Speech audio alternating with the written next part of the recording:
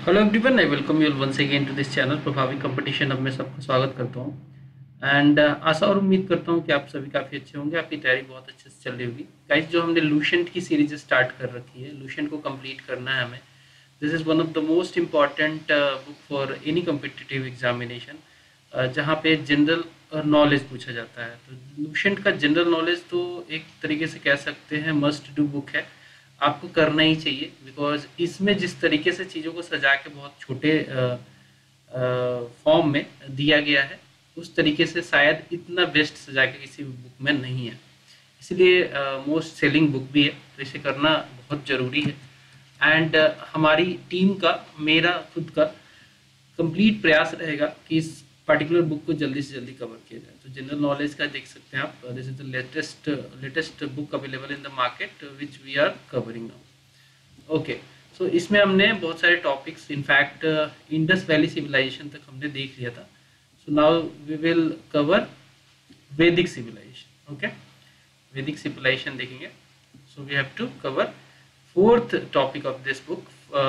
History की बात करें, एंशियंट हिस्ट्री चल रही है, तो वैदिक कल्चर को देखेंगे। 1500 बीसी से 1600 बीसी का इसका पीरियड माना जाता है, जो कि वैदिक कल्चर से बिलोंग करता है। ठीक है, तो इसको देख लेते हैं बुलेट पॉइंट्स के तौर पे। थोड़ा सा मैं जूम कर लेता हूं ताकि आपको क्लियरली ये दिखेगा। ओके, सो वैदिक कल्चर की जब बात हम करते हैं तो हम सोचते हैं आर्यंस के बारे में, क्योंकि ये कल्चर ही आर्यंस की थी।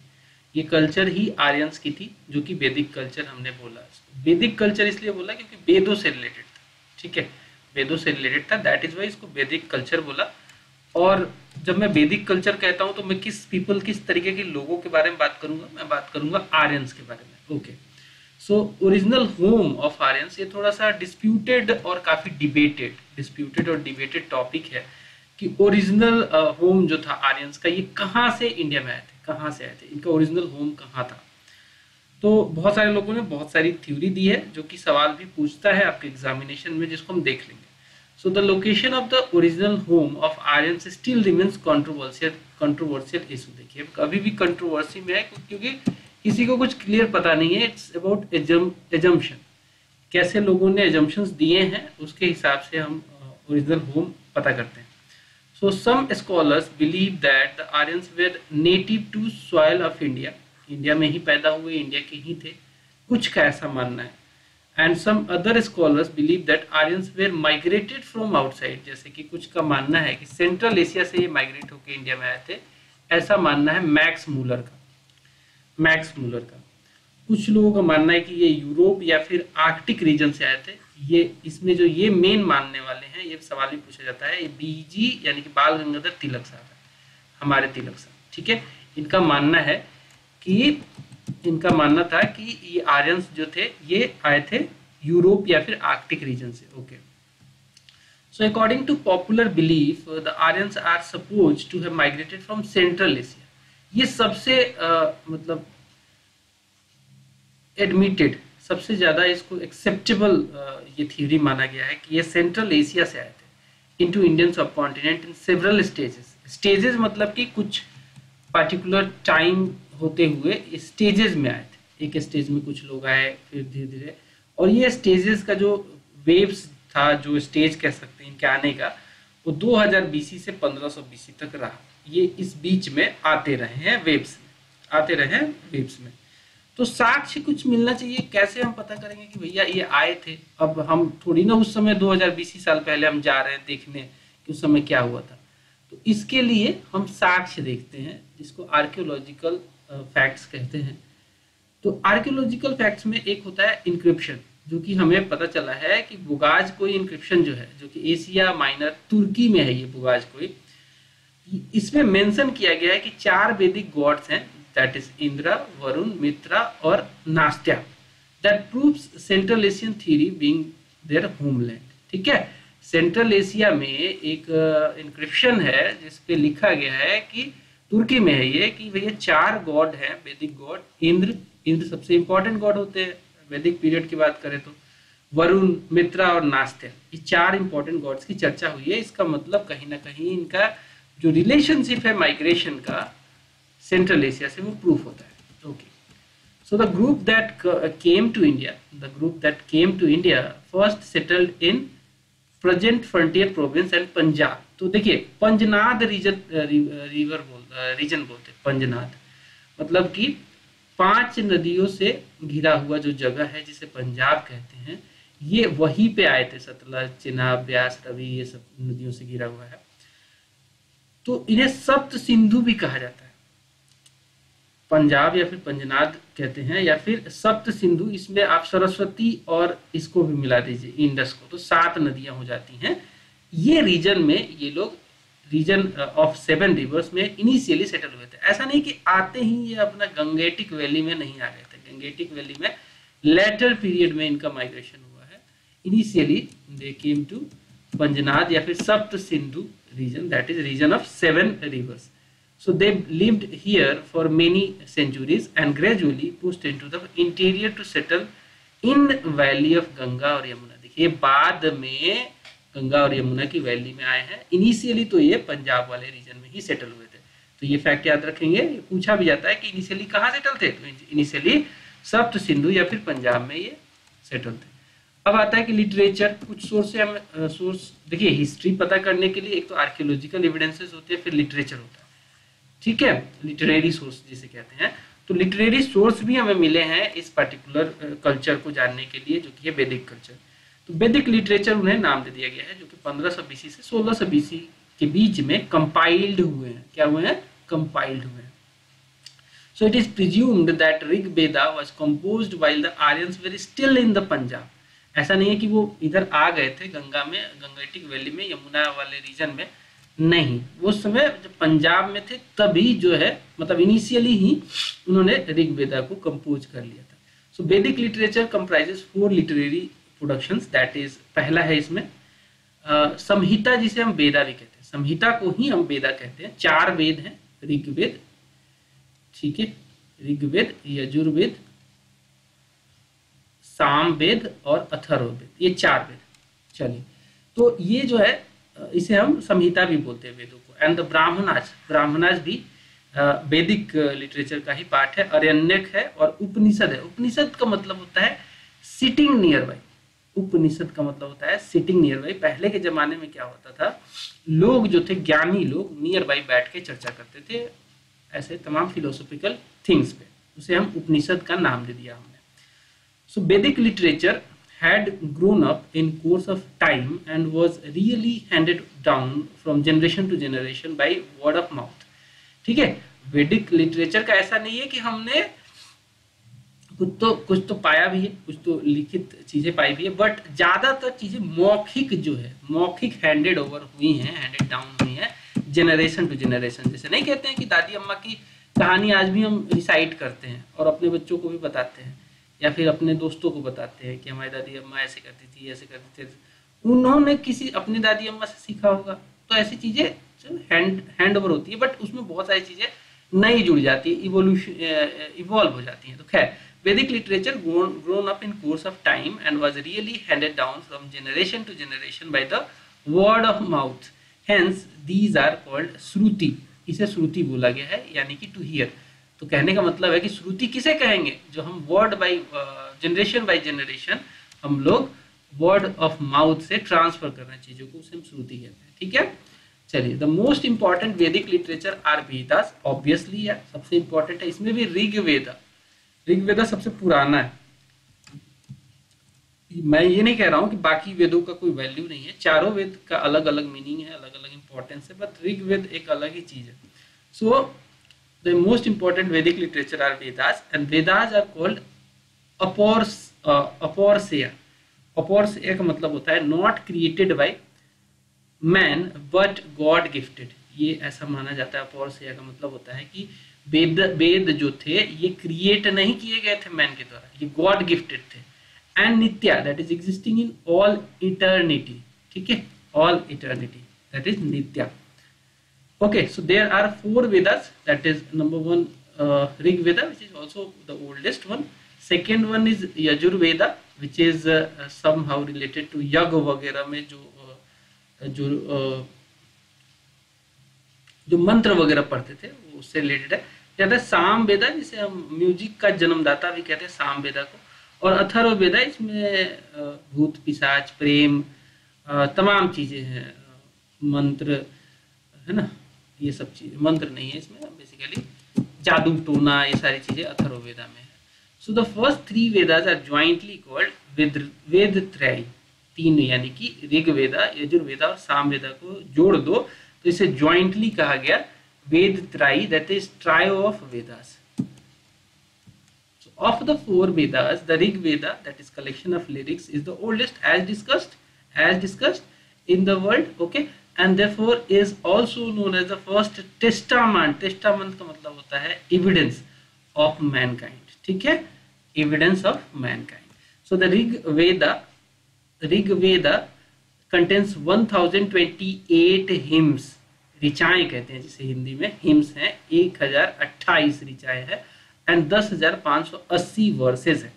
डिवाइडेड किया गया है इनको 10 मंडल्स में, जिसमें 6 जो मंडल्स हैं, सेकेंड मंडल से लेकर 7th, दीज आर कॉल्ड, इनको बोला गया है गोत्रा या फिर वंशा मंडल या फिर कुल ग्रंथा, ठीक है।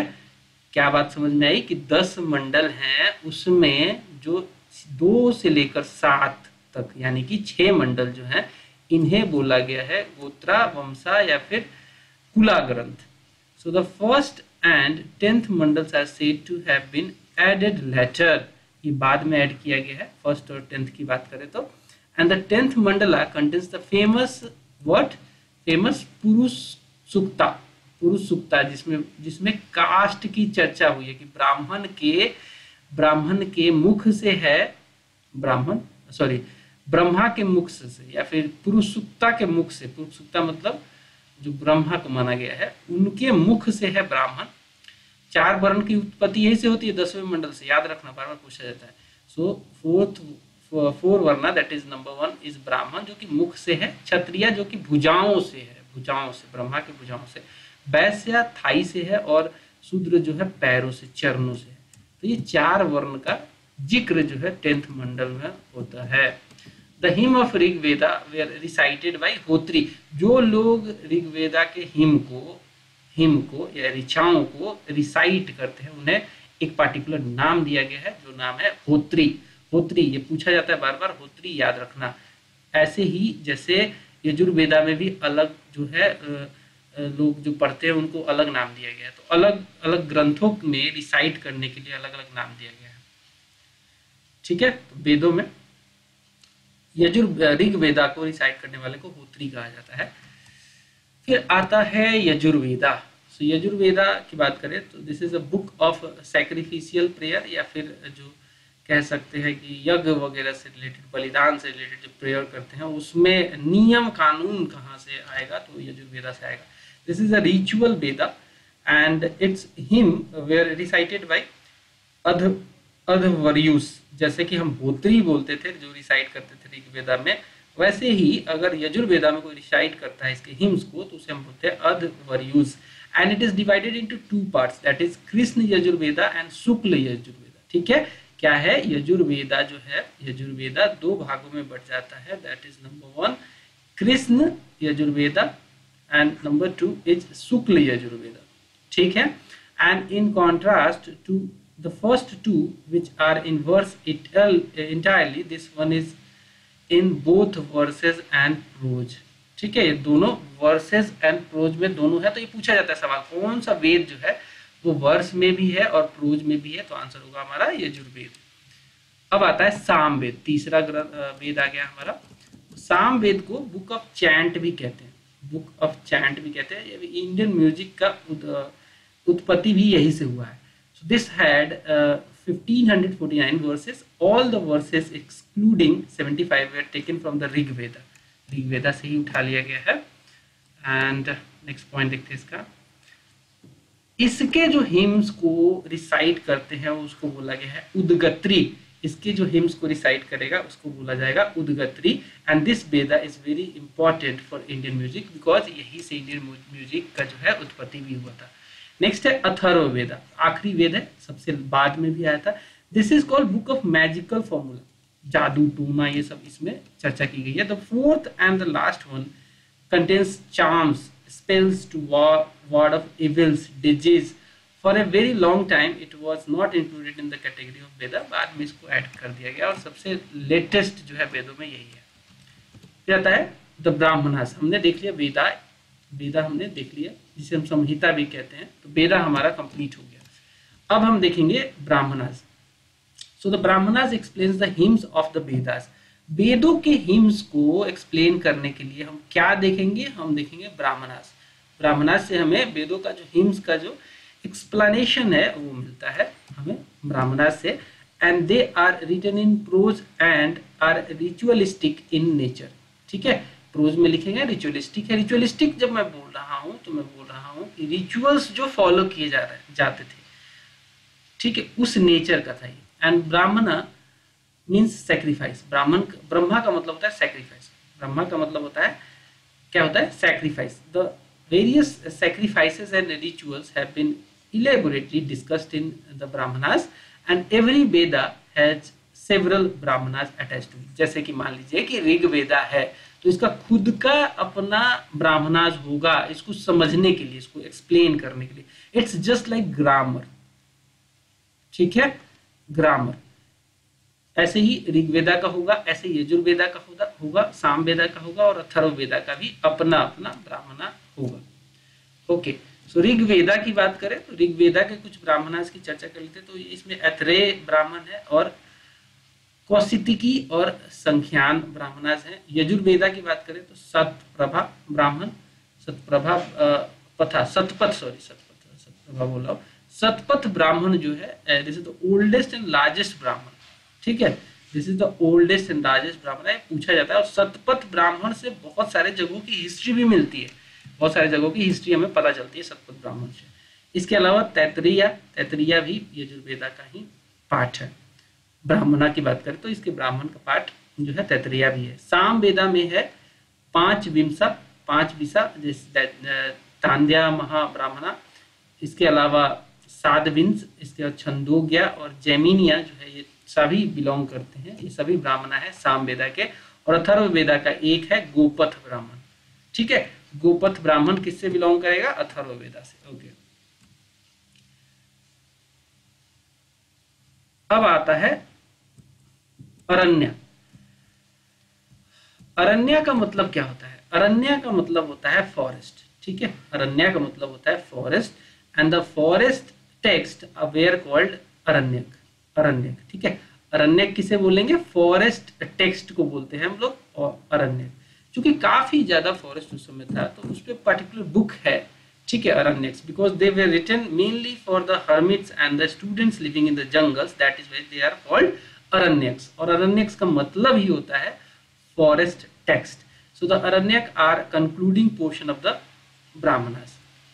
ठीक है, क्या है, कंक्लूडिंग पोर्शन है ब्राह्मणास का। फिर आता है उपनिषद, जो कि हमारा आखिरी पार्ट है। तो उपनिषद जो है, जैसा कि मैंने बताया था कि ये फिलोसॉफिकल टेक्स्ट है, इसमें लोग नियर बाई, उपनिषद का मतलब ही होता है सिटिंग नियर बाई। ठीक है, उपनिषद का मतलब होता है सिटिंग नियर बाई। और नियर बाई लोग जैसे बैठ के, नियर बाई लोग बैठ के, ठीक है, ऐसे गोल गोल बना के नियर बाई बैठ के ये लोग आपस में चर्चा करते थे। क्या चर्चा करते थे, फिलोसॉफिकल टेक्स्ट, फिलोसॉफिकल थिंग्स को चर्चा करते थे। And they are generally called Vedanta. Upanishad को वेदांता भी कहा गया, as they come towards the end of the Veda, इसीलिए वेद अंत वेदांता। ठीक है, so there are 108 Upanishad and Brihadaranyaka जो है वो, this is the oldest Upanishad available. ठीक है, बृहदारण्यक। अब देखेंगे literature of Vedic tradition 600 BC से लेकर 600 एडी तक। हमने इनिशियली क्या देखा था, 1500 बीसी से लेकर हमने देखा था 600 बीसी तक। अब हम जो लिटरेचर देखने जा रहे हैं, दैट इज नई लिटरेचर आ गई, वो है 600 बीसी से, इनका पीरियड है 600 एडी तक के बीच में। तो इनको देखते हैं। तो जब हम बात करते हैं literature of Vedic tradition 600 BC से लेकर 600 एडी के बीच में, तो हम बेसिकली बात करते हैं लिटरेचर ऑफ वैदिक ट्रेडिशन की, जो कि स्मृति का है, दैट इज रिमेम्बरेंस लिटरेचर। ठीक है, कंप्राइजेस 6 लिटरेरी वर्क्स। इसमें 6 जो वर्क्स हैं, उसमें नंबर 1 है वेदांगा, वेदों का अंग या फिर सूत्रा। ठीक है, वेदांगा को ही सूत्रा भी कहते हैं। इसके अलावा स्मृतिज धर्मशास्त्र, फिर आता है आपका महाकाव्य दैट इज एपिक्स, जो कि दो है, महाभारत और रामायण, दो एपिक्स है इसके अलावा, ठीक है, महाभारत है और रामायण है। इसके अलावा पुराणास, पुराणास, ठीक है, काफी ओल्ड टेक्स्ट को पुराणास कहते हैं। इसके अलावा है महाकाव्य, महाकाव्य तो हमने देख लिया। उपवेदा है, उपवेदा है और सदधर्सनास है। तो ये 6 जो है, 6 बेसिकली लिटरेरी वर्क हैं 600 बीसी से लेकर 600 एडी के बीच में। सो देयर आर 6 वेदांगाज, वेदांगा यानी वेदों का अंग टोटल 6 है। दैट इज नंबर 1 शिक्षा और फोनेटिक्स, शिक्षा को ही फोनेटिक्स कहते हैं। और Pratishakhya the oldest text on phonetics, ठीक है, ओल्डेस्ट टेक्स्ट जो है फोनेटिक्स का वो क्या है, प्रतिसाख्या। फिर आता है कल्प सूत्र, कल्प सूत्र को हम रिचुअल्स भी कहते हैं। इसमें नंबर 1 है सरुता शास्त्र और सुलवा शास्त्र सूत्रा, सरुता सूत्रा और Sulva Sutra that deals with the sacrifices, जो कि सैक्रिफाइसेस जो बलि वगैरह देते थे उससे डील करता था ये, उस समय काफी बलि फेमस थी। इसके बाद आता है Grihya Sutra, Grihya Sutra deals with the family ceremonies, family ceremonies को कौन डील करता था, गृह सूत्रा को। फैमिली सेरेमोनीज बहुत सारी होती है, जैसे बच्चा पैदा हुआ तो उसके सेरेमोनी के लिए कौन सा सूत्र पढ़ोगे, तो गृह सूत्रा पढ़ोगे। गृह प्रवेश हो रहा है, तमाम चीजें हैं फैमिली सेरेमोनीज में। इसके अलावा आता है Dharma Sutra that deals with the Varnas and Ashramas etcetera. ये हो गया आपके कल्प सूत्र में। फिर आता है व्याकरण, व्याकरण जो है इस पे बहुत इंपॉर्टेंट एक बुक लिखी थी अष्टाध्यायी, जो कि पाणिनि ने लिखी थी, was a grammarian and it is the oldest grammar of the world, ठीक है, व्याकरण जो कि 600 बीसी से लेकर 600 एडी के बीच में ही लिखी गई है। नेक्स्ट आता है निरुक्ता, निरुक्ता को हम इटिमोलॉजी कहते हैं, इटिमोलॉजी। सो निरुक्ता और Yaska based on the Nighantu that is Kashyap, ठीक है, a collection of difficult Vedic words, जैसे कि निघांतु जो थे, it is the Nighantu is the oldest word collection of world and Nirukta is the oldest dictionary of the world, ठीक है, Nirukta is the oldest dictionary, ठीक है, Nirukta is the oldest dictionary. आज के डेट में डिक्शनरी आप देखते हो ना, कितनी डिक्शनरीज है मार्केट में, लेकिन ओल्डेस्ट कौन सी है, निरुक्ता है। एंड निघांतु क्या है, it is the oldest word collection of the world. कहता है छंद, छंद को हम मैट्रिक्स भी कहते हैं एंड छंद सूत्र जो है that is Pingal is famous text. फिर आता है ज्योतिषा, ज्योतिषा को हम एस्ट्रोनॉमी के अंडर रखते हैं एंड वेदांगा ज्योतिष दैट इज लगध मुनि, लगध मुनि ने लिखा था, इट इज द ओल्डेस्ट ज्योतिष टेक्स्ट, ठीक है, वेदांगा ज्योतिष।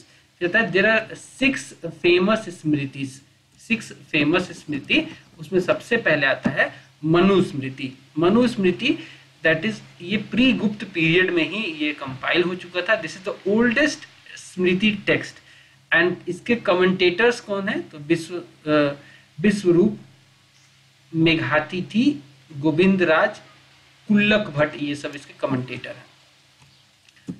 मनुस्मृति। इसके बाद आता है यज्ञवल्क्य स्मृति, ये भी प्री गुप्त पीरियड का था, इसके कमेंटेटर थे अगेन विश्वरूप, जिमुतवाहन, दयभाग, इसके अलावा विजनेश्वर, उनको हम मिताक्षरा भी कहते हैं।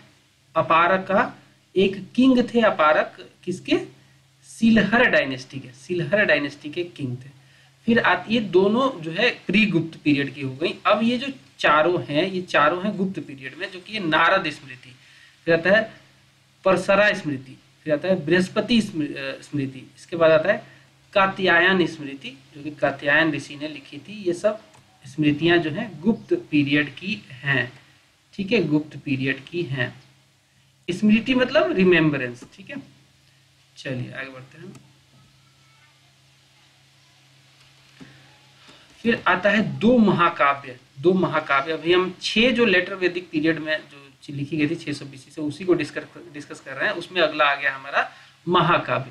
तो 2 महाकाव्य जैसा कि मैंने शुरू में ही बताया था, एक तो है रामायण जो कि वाल्मीकि के द्वारा लिखी गई थी and it is known as the Adi Kavya, ठीक है, रामायण को क्या बोला गया है? रामायण को बोला गया है आदि काव्य। It is the oldest epic of the world, it is the oldest epic of the world and at present it consist of 24,000 shlokas.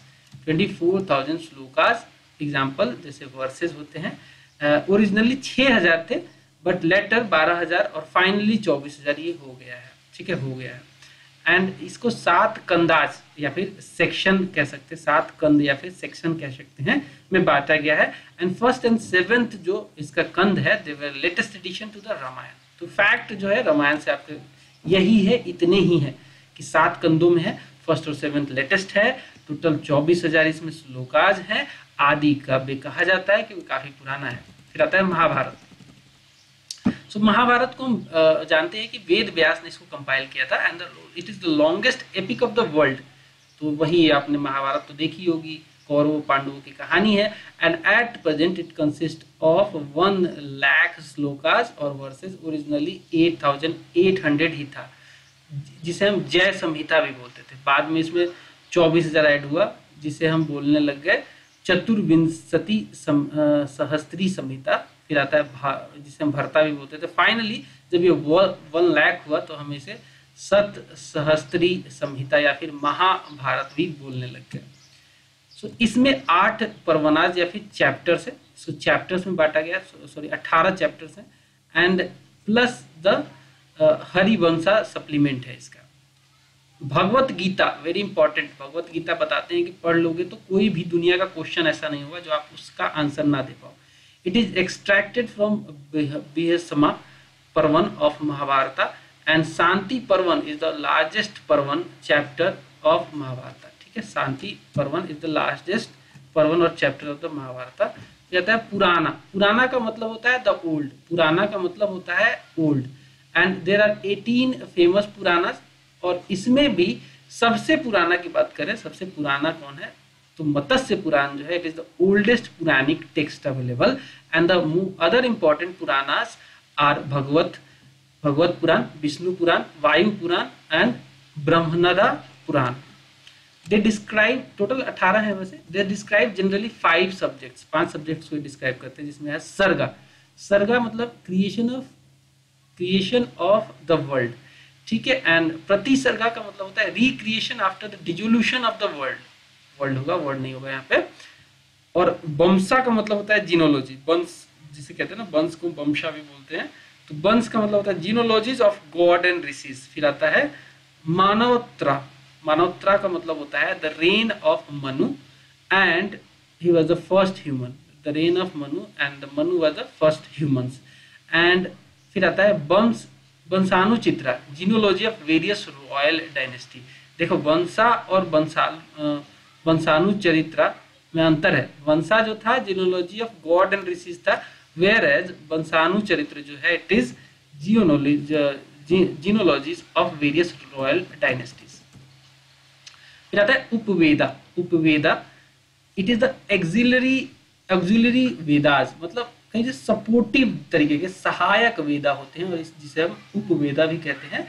They were traditionally associated with Vedas, वेदों के बिना इसका कोई मतलब नहीं है।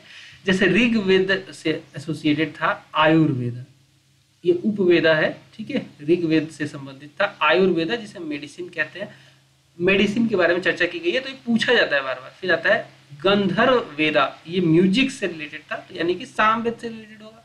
जाता है धनुर्वेदा या आर्चरी, ये यजुर्वेद से संबंधित था। वही अगर बात करें शिल्प वेदा या फिर अर्थवेदा तो ये सब कुछ अथर्ववेदा से संबंधित था, क्राफ्ट से संबंधित था। वेल्थ जिसे हम विश्वकर्मा कहते हैं इससे संबंधित था।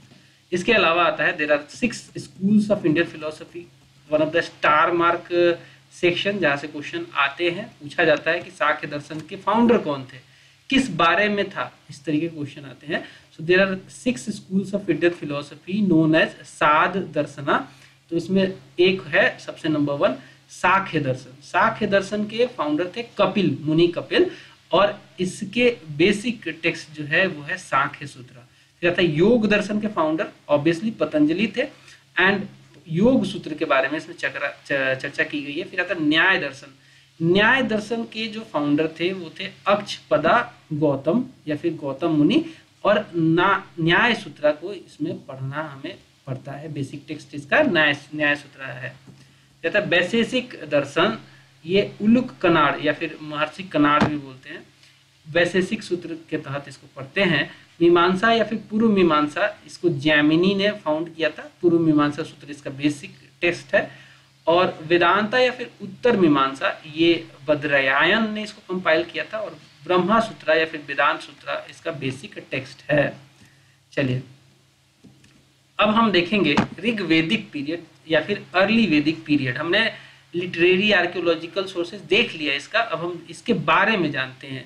ऋग्वेदिक पीरियड को अर्ली वैदिक पीरियड भी कहते हैं, दोनों सेम ही बात है, ठीक है। ऋग्वेदिक पीरियड को ही हम अर्ली वैदिक पीरियड भी कहते हैं, तो दोनों सेम ही बात है।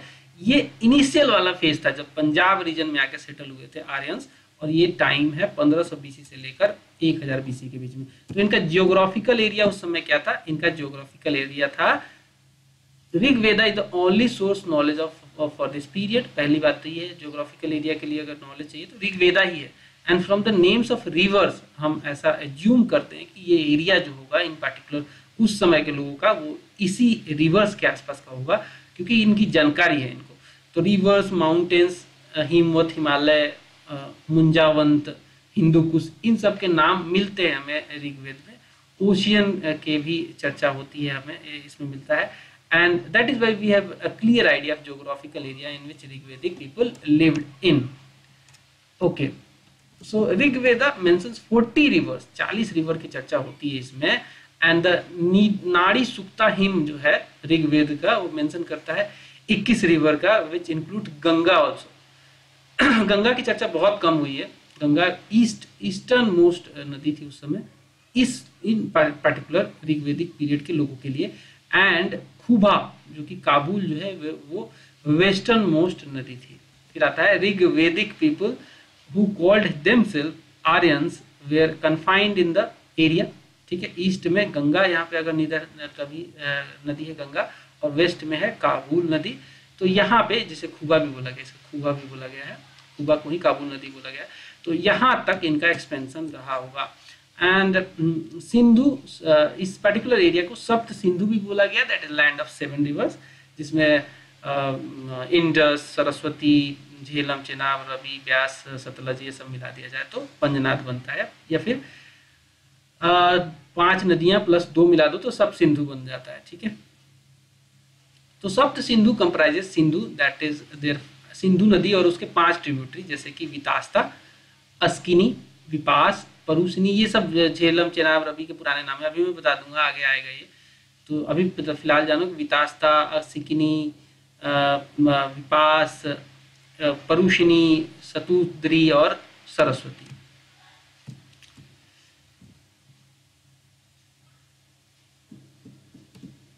अब देखो कोड भी मैंने बनाया था छोटा सा कि JCBRS, तो J स्टैंड फॉर, चलो यहाँ पे देख सकते हो, झेलम का होगा वितास्ता, इंडस को सिंधु बोलते थे, ठीक है।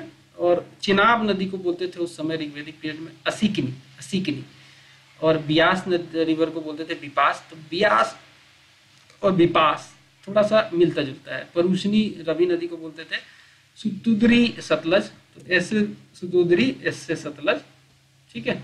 देख सकते हो सुत आ रहा है, तो ये भी थोड़ा सा याद करने में आसानी रहेगा। सरस्वती तो आपको याद ही हो जाएगा, सरस्वती को बोलते थे। इसके अलावा कुछ और इंपॉर्टेंट नदियां थी, जैसे दृष्टवती, तो ये घग्गर नदी को बोलते थे। और खुबा नदी काबुल नदी को बोलते थे।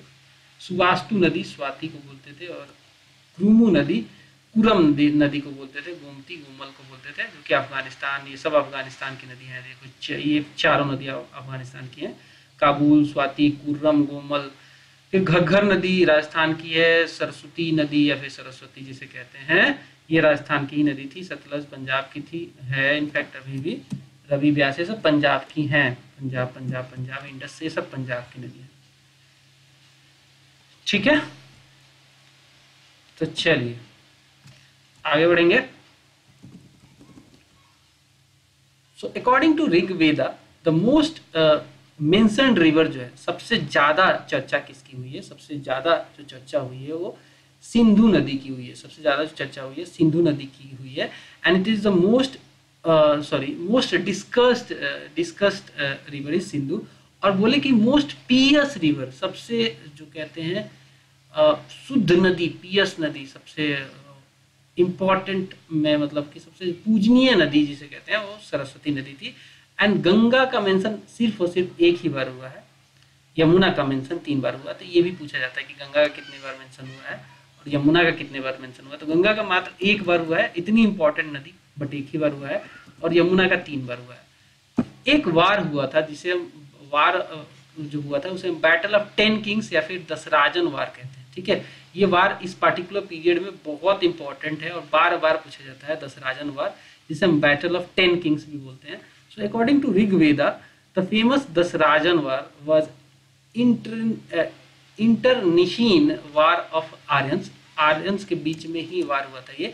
And the Dasarajna war gives names of 10 kings who participated in war against the Sudhas, who was Bharat king of Tirsus family. The then 10 kings were the states of Puras, Yadus, Turvasas, Anus, Drahuyus, and along with 5 others, that is Alinas, Pakhtas, Bhalanas, Sibis, or Bisanins. So the battle was fought on the bank of Parusni या फिर river नदी, दसराजन वार। तो ये पूछा जाता है कौन सी नदी पे हुआ था, तो रिवर नदी पे, रवि नदी पे हुआ था। इन विच सुदास इमर्ज्ड विक्टोरियस, ये जो सुदा था ना ये खुद ही जीत गया, 10 किंग को हरा दिया इसने, ठीक है। पॉलिटी कैसी थी उस समय लोगों की, कैसा एडमिनिस्ट्रेशन, पॉलिटी वगैरह कैसा था, तो जो डिवीजन था सोसाइटी का उसमें सबसे निचले क्रम पे आता था, सबसे नीचे फैमिली, सबसे नीचे फैमिली, और सबसे important, this was the basis of the both social and political organisations. And above कुला, सबसे नीचे कुला आ गया, उसके ऊपर ग्राम, ग्राम में कुल, सबसे नीचे कुला, उसके ऊपर ग्राम, उसके बाद फिर उसके भी ऊपर जाए ग्राम के तो विस, विस के बाद फिर जन, और जन के बाद फिर लास्ट में आता है Rashtra. So a group of Kula that is families formed a Grama और the village and so on, ठीक है। तो क्या फैमिली ही मिलके तो ग्राम बनाती है ना, और ग्राम के ऊपर क्या है, विस है, ठीक है। विस को डिस्ट्रिक्ट कहा जा सकता है, फिर आता है जना, जना यानी कि स्टेट हो सकता है, और सबसे ऊपर राष्ट्र यानी कि नेशन हो जाएगा। तो ऐसे कुछ डिवीजन था। So regarding the form of regarding the form of government, it was the patriarchal. Patriarchal का मतलब होता है मेल डोमिनेटेड या फिर पितृ डोमिनेटेड, जिसे कहते हैं पिता डोमिनेटेड, पैट्रियार्कल नेचर की पैट्रियार्कल सोसाइटी थी। मोनार्की जो था वो नॉर्मल था, मतलब राजा वजा रहते थे, ठीक है, मोनार्की था। ऐसा नहीं था कि कुछ ऐसा सिस्टम नहीं था, रिपब्लिकन सिस्टम नहीं था, मोनार्की था। So monarchy was normal, but non monarchical politics भी थी, कई जगह पे देखी गई थी। द राष्ट्र वाज रूल्ड बाय किंग और राजन, ठीक है, राष्ट्र को रूल करता था किंग या फिर राजन कह सकते हैं। And the royal descents was by hereditary based on the law of primogeniture, and probably elective monarchy was also known. So very little is known about ministers of the king. The Purohit or the domestic priest was the first ranking official. आज भी देखते हो ना पुरोहित, तो मतलब होते ही है पुरोहित, आपके घर के पंडित कोई होगा तो उसको पुरोहित बोला जाता है, ठीक है। तो ये था पुरोहित जो था वो सबसे इम्पोर्टेंट प्रॉब्ली उस समय का एक ऑफिशियल हुआ करता था राजा का। And he was the Kings परसेप्टर, friend, philosopher and guide. King को हर चीज में एक दोस्त की तरह, फिलोसोफर की तरह और गाइड की तरह वो काम करता था। Other important royal officials were senani जो कि आर्मी चीफ था, ग्रामीणी जो कि हेड ऑफ विलेज को बोला जाता था। तो ये डिवीजन यूनिट का और उसका हेड कौन था वो देख लेते हैं। तो कुला, जैसे कि बताया था कि फैमिली को सबसे छोटी यूनिट जो थी उस समय की सोसाइटी को कुला ही थी, जिसको फैमिली बोलते हैं, और इसका जो हेड था उसे कुलप्पा बोलते थे, कुलप्पा। फिर आता है ग्रामा, ग्रामा को विलेज भी बोलते हैं, और इसका जो हेड था वो था ग्रामीणी, ग्रामीणी। फिर आता है विस या फिर क्लैन, जिसे हेड करता था विस्पति। कहता है जना, जना को हम पीपुल भी कहते हैं, जनपद, पैर, जनता की पैर पड़े तो उसे जनपद हो गया, फिर महाजनपद हो गया, बहुत सारे लोग आ गए थे, रहने लगे थे। तो जन का मतलब ही होता है पीपल। तो इसका जो एक ये यूनिट था, एक जगह होता होगा जना जिसमें बहुत सारे लोग रहते होंगे, और इसको हेड करता था गोपा या फिर गोपति। फिर आता है राष्ट्र या फिर कंट्री, इसे राजन या खुद किंग इसे हेड करता था। So the army consisted of foot soldiers, obviously होता ही है, अभी भी नेशन में फुट सोल्जर्स तो होते ही हैं। चैरोटियर्स होते थे उस समय, ठीक है, रथ के दम पे लड़ाइयाँ जीती जाती थी। वुड होता था, स्टोन होता था, बोन के और मेटल के बने हुए वेपन्स होते थे, ठीक है, लकड़ी के, स्टोन के, बोन के, मेटल के बने हुए वेपन्स यूज किया करते थे वो लोग। एरोज होते थे, तीर कमान, और उसके टिप पे ना जहर लगा दिया था, पॉइजन जो है इसके ऊपर लगा दिया जाता था, फिर मारते थे और बंदा जहर से मर जाता था। So reference are made to the moving fort, या फिर जिसे हम पुर चिरसनू बोलते हैं, मूविंग फोर्ट मतलब पूरा किला ही मूव करवा देते थे, and A machine for assaulting strong hold, ठीक है, ये भी चर्चा मिलती है। So the king had religious duties also, क्या क्या रिलीजियस ड्यूटीज थी? He was the up holder of the established order and moral rules, ठीक है, ये इसकी रिलीजियस ड्यूटी थी कि, और इसको रिलीजियस ड्यूटी तो करता ही था, इसके अलावा ये अपहोल्डर था मोरल रूल्स का, ऑर्डर जो है सोसाइटी में ऑर्डर मेंटेन हो रहा है कि नहीं उसका जो है अपहोल्डर था, ये इसकी रिस्पॉन्सिबिलिटी थी। So Rigveda speaks of assemblies such as Sabha, ठीक है, समिति, विधात, गणा, ठीक है, ये असेंबली की चर्चा ऋग्वेदा में हुई है, सभा, समिति, विधात और गणा की चर्चा हुई है। इसके अलावा जो सभा जो है, it was the committee of few privileged and important individual, ठीक है, जिसे जैसे कि राज्यसभा होता है ना, वैसे ही सभा हुआ करता था, जो कि प्रिविलेज या फिर मतलब ओल्डर लोगों का ये एक समूह था, जो काफी इंपॉर्टेंट लोग होते थे उसमें बैठते थे, कम ही लोग होते थे। And two popular assemblies that is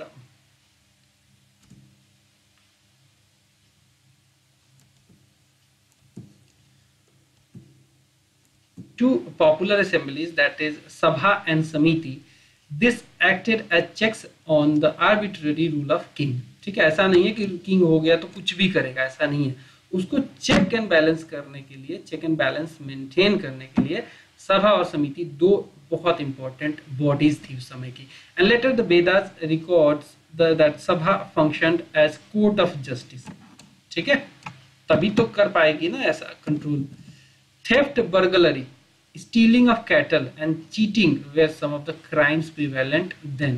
चोरी, बर्गलरी, stealing of cattle, उस समय क्या था, कैटल सबसे इंपॉर्टेंट धन हुआ करता था, कैटल के लिए लड़ाइयां हो जाती थी, ठीक है, तो ये सब कुछ समय कुछ प्रिवेलेंट जो उस समय प्रचलित जो है क्राइम्स हुआ करती थी। सोसाइटी की बात करें, कैसी सोसाइटी थी ऋग्वैदिक पीरियड की, तो ऋग्वैदिक जो सोसाइटी थी it comprised of 4 varna, that is Brahmana, जो कि बोलते हैं कि एक जो भगवान जो है उनके मुख से ब्राह्मण है, फिर उनकी भुजाओं से क्षत्रिय है, उनके पैरों से वैश्य है, और उनके चरणों में बिल्कुल शूद्र है।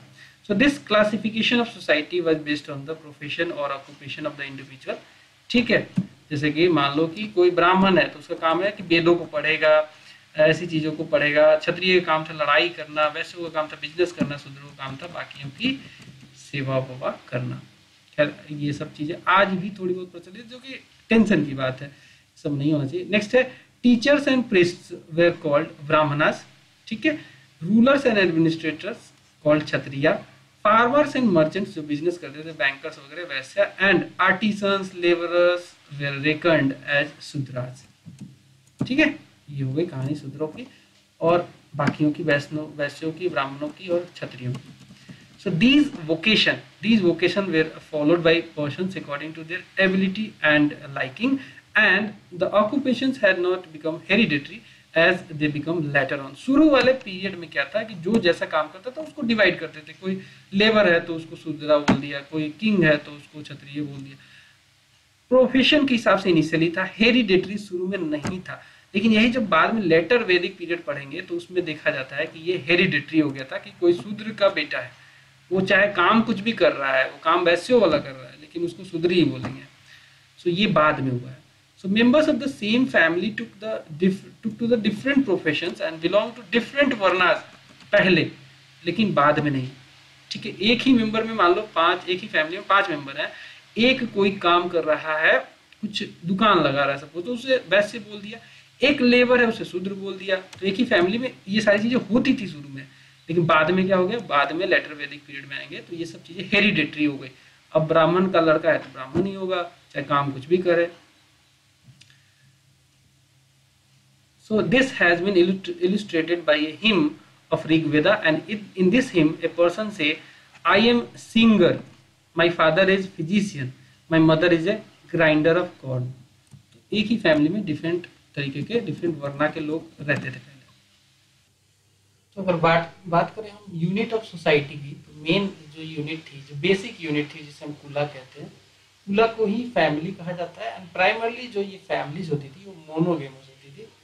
ठीक है, मोनोगेमस मतलब सिंगल शादियां होती थी जनरली, और पैट्रियार्कल सोसाइटी थी, मतलब कि पिता प्रधान होता था।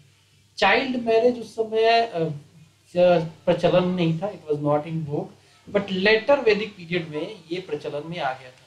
ठीक है, एंड जनरली जो विडो होती थी, एक कोई विडो हो गई, वो उसके पास ऑप्शन था कि जो उसका पति जो मर गया, जो डिकीज्ड पति है, उसका कोई यंगर ब्रदर वगैरह से उसकी शादी हो जाती थी, जिसे हम नियोगा बोलते थे, नियोगा। एंड द फादर्स प्रॉपर्टी जो होती थी वो इनहेरिटेड होती थी उसके सन के द्वारा, कि भैया जो फादर की प्रॉपर्टी है, तो फादर नहीं है तो इनहेरिटेड है, वो सन उसका मालिक बन जाएगा। And right to property existed in respect of the movable thing, जैसे कि कुछ ऐसी चीजें जो मूव की जा सकती हैं, जैसे कैटल हो गया, ये सब चीजें।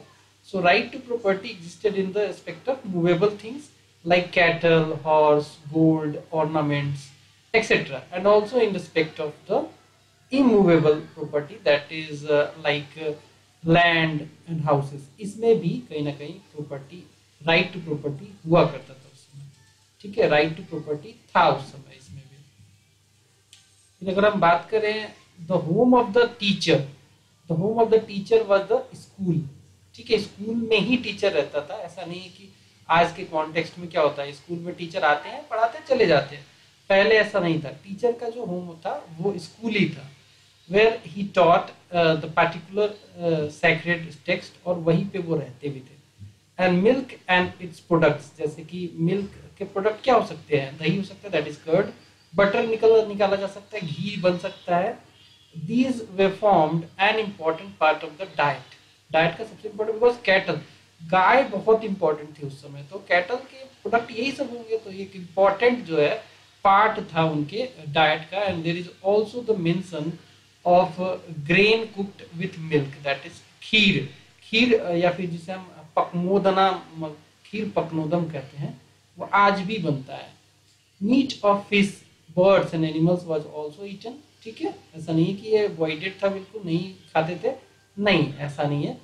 फिश के मीट को खाया जाता था, बर्ड्स के मीट को, एनिमल्स के मीट को भी खाया जाता था। And the cow was already deemed Aghanya, that is not to be killed. ठीक है, सबसे सैक्रेड कोई जानवर था उस समय, और इसी जानवर के लिए लड़ाइयां भी हो जाती थी, तो ये एक अघन्या बोलते थे कि नॉट टू बी किल्ड, इसे मारा नहीं जा सकता है। एंड फिर आता है कि ऋग्वेदा प्रिस्क्राइब्स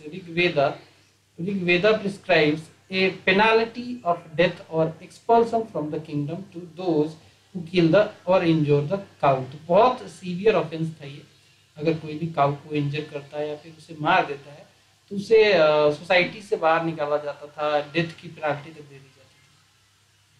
अल्कोहलिक ड्रिंक्स जैसे कि सूरा और सोमा वेयर कंज्यूम्ड, स्पेशली कोई फंक्शन वगैरह पे कुछ मनाना हो उनको तो करते थे। आर्यन वेयर प्राइमरली एग्रीकल्चरल, ठीक है, एक रूरल सोसाइटी थी इनकी, not like Indus valley civilisation के तरीके से नहीं थे, ये अर्बन सोसाइटी नहीं थी, एक एग्रीकल्चरल बेस्ड और रूरल सोसाइटी कह सकते हैं। पास्टोरल पीपल इसमें बहुत थे, who reckoned their wealth in terms of cow, जिसके पास जितना ज्यादा गाय होता था वो उतना ही धनी होता था। अम्यूजमेंट के लिए क्या करते थे, तो खेलते कूदते होंगे, अम्यूजमेंट के लिए म्यूजिक सुनते थे, वो डांस कर लेते थे, चैरियट रेसिंग करते थे, डाइसिंग का गेम खेल लेते थे। इसके अलावा one stanza in the Rigveda known as the gamblers lament says my wife rejects me and her mother hates me. ठीक है, क्यों? क्योंकि मैं गैम्बलर हूं, जुआ खेलता हूं। अब रिलीजन की बात करें, क्या रिलीजन ये लोग फॉलो करते थे ऋग्वेदिक लोग। So during the Rigvedic time gods worshipped were generally personification of powers of nature, Rigvedic period में, and it was believed that divine powers were capable of conferring the boons and punishments on man. Fire को एक sacred माना जाता था। Fire was sacred as it was regarded to be the intermediary between man and god. ठीक है, इसलिए fire को जो है अग्नि की पूजा खूब की जाती है। So there were nearly 33 gods. ठीक है, there were nearly 33 gods. Later day tradition classified them into 3 categories, that is number 1 terrestrial, जिसे हम पृथ्वी स्थाना, पृथ्वी स्थाना भी बोलते हैं, पृथ्वी स्थाना गॉड। एक था एरियल या फिर इंटरमीडिएट गॉड, अंतरिक्ष स्थाना भी बोलते थे। और तीसरा है सेलेस्टियल और द्यू स्थान गॉड। 3 तरीके के गॉड में इनका जो जितने 33 गॉड्स थे इनका डिवीजन हो गया था। ठीक है, इनका डिवीजन हो गया था। चलिए और ओके, हाँ नेक्स्ट पेज पे चलते हैं। तो इनको एक बार चर्चा कर लेते हैं। टेरेस्टोरियल जो गॉड थे, टेरेस्टोरियल जो गॉड थे जिसे हम पृथ्वी स्थानीय भी बोलते हैं, तो इसमें नंबर 1 गॉड थे पृथ्वी खुद, दूसरे थे अग्नि, जो भी मतलब टेरेस्टोरी पे धरती पे दिखते हैं, सोम ग्रंथ, सोम भगवान, इसके अलावा बृहस्पति एंड रिवर्स, ये सब टेरेस्टोरियल गॉड में आते थे। एरियल की बात करें या फिर इंटरमीडिएट या फिर इसको अंतरिक्ष स्थानीय भी बोलते हैं, तो इसमें इंद्र, रुद्र, वायु, वाता और प्रजन्या, ये सब एरियल गॉड थे, मतलब कि आकाश में रहने वाले, अंतरिक्ष में रहने वाले गॉड्स थे। कहते हैं सेलेस्टियल, सेलेस्टियल या फिर द्युस्थानीय, ये दौस, सूर्य, ठीक है, इस तरीके सेलेस्टियल बॉडी है सूर्य, आप तो जानते ही हैं, तो इसीलिए इसको सेलेस्टियल गॉड भी कहा गया है। इन 5 फॉर्म्स, सूर्य, सावित्री, मित्र, कुषाण और विष्णु 5 फॉर्म्स में दिया गया है। इसके अलावा वरुण को भी सेलेस्टियल गॉड माना जाता है, अदिति, पूषा और अश्विन को भी सेलेस्टियल गॉड ही माना गया है। फिर आता है इंद्र और अग्नि। इंद्र, अग्नि और Varuna, they were the most popular deities of Rigvedic Aryans. इसमें भी सबसे इंपॉर्टेंट इंद्र थे। तो ऋग्वेदिक पीरियड में सबसे इंपॉर्टेंट कौन थे? सबसे इंपॉर्टेंट थे इंद्र गॉड, जिन्हें बारिश का भी गॉड कहा जाता है, रेन करवाते हैं। सो इंद्र और Purandara, that is destroyer of fort, the most important god. 250 Rigvedic hymns जो है, this is particularly devoted to him and he played role of warlord. लड़ाई जब भी होती थी तो यही जाते थे, and was considered to be the rain god also. तो हमने इंद्र के बारे में देखा, अब अग्नि के बारे में जानते हैं। सो अग्नि was the second most important God उस समय, पार्टिकुलरली ऋग्वेदिक पीरियड में, क्योंकि इनके रिलेटेड 200 ऋग्वेदिक हिम्स जो है डिवोटेड है इनको। And fire god was considered to be the intermediary between the gods and the people. फिर आते हैं वरुण। वरुण जो थे, he personified as water, was supposed to uphold Rita, Rita और द नेचुरल ऑर्डर, जिसे रीत सिगोपा भी बोलते हैं। फिर आते हैं सेलेस्टियल गॉड में सूर्य। सूर्य को सन भी कहते हैं। he was worshipped in 5 forms. इनको सूर्य के फॉर्म में भी इनको पूजा जाता था, सावित्री के फॉर्म में, मित्र के फॉर्म में, कुषाण और विष्णु के फॉर्म में भी इनको पूजा जाता है। तो इनमें भी पार्टिकुलरली अगर सूर्य की बात करें तो he is the god who used to drive Delhi across the sky in his chariot driven by 7 horses। तो कितने हॉर्सेस? 7 हॉर्सेस की। कभी देखना सूर्य की फोटो जो बनाई जाती है तो उसमें 7 घोड़ों को दिखाया जाता है उसको ड्राइव करते हुए। तो ये इनका काम था कि डेली ड्राइव करते थे आकाश में अपने 7 घोड़ों के साथ। फिर आता है Savitri. Savitri is the god of light. He is the famous Gayatri mantra is address to her. Savitri को ही गायत्री मंत्र जो है एड्रेस किया गया है। कहते हैं Mitra. Mitra is a solar god ठीक है, सोलर गॉड को मित्रा कहा गया है। Ushan, Ushan is the god of marriages, ठीक है, Ushan is the god of marriages and main function is guarding of roads, herdsmen and straying cattle, इसको गार्ड करना उशन का काम था। फिर था Vishnu, Vishnu is a god which covered earth in 3 steps, that is ऊपर उपकर्मा। तो एक कहानी है ना जिसमें 3 कदम में उनको नापना था और उन्होंने एक वामन रूप धारी किया था। वामन रूप के बाद वो विशालकाय रूप में आ गए, एक पैर से 2 पैर में ही कंप्लीट हो गया था, तीसरा किसी के सर पे रखा था। तो ये मतलब 3 स्टेप्स में पूरी धरती को मेजर कर देते थे। फिर आता है Soma, Soma is originally a plant producing a potent drink, Som ras जिसे बोलते हैं, during course of Agni Stoma sacrifice and it could be hemp और bhang called king of plants, ठीक है, भांग से बनता था सोम, सोम रस बोलते हैं। Identified later with the moon and the 9th mandala of Rigveda which contains 114 hymns is attributed to Soma, ठीक है। तो सोमा भी बहुत इंपॉर्टेंट, कौन सा मंडल जो है इनको डिवोटेड है तो वो है 9th मंडल and that is why it is called the Som mandal. 9th मंडल को सोम मंडल भी कहते हैं। अदर गॉड्स एंड गॉडेस की बात करें तो एक आते हैं रुद्र, रुद्र जो थे he was the god of animals and फिर आते हैं Dyaus, Dyaus is the oldest god and the father of the world. फिर आते हैं यमा, यमा जो है ना, यम है, हम सुना होगा आपने, he is the god of death, god of death, ठीक है, Yama is the god of death. And Ashwin की बात करें, अश्विन या फिर नास्त्या की, so he is the god of health, he is the also god of youth and immorality. फिर आते Aditi, Aditi is the great mother of gods, ठीक है, गॉड्स की भी मदर, मदर कौन, Aditi. Sindhu, Sindhu is the river goddess, ठीक है, वही सिंधु नदी के नाम पे ही, तो सिंधु को रिवर गॉडेस कहा गया। Sometimes gods were visualised as animals but there was no animal worship, ठीक है, उस समय में गॉड को एनिमल के, तो जैसे बराह फॉर्म में विष्णु को देखा जाता है, बराह, बराह फॉर्म में विष्णु को देखा जाता था, माना जाता था, बट एनिमल्स की पर्टिकुलर कोई सुअर की पूजा तो कोई करता नहीं, तो उसको फॉर्म में जरूर देखा जाता है।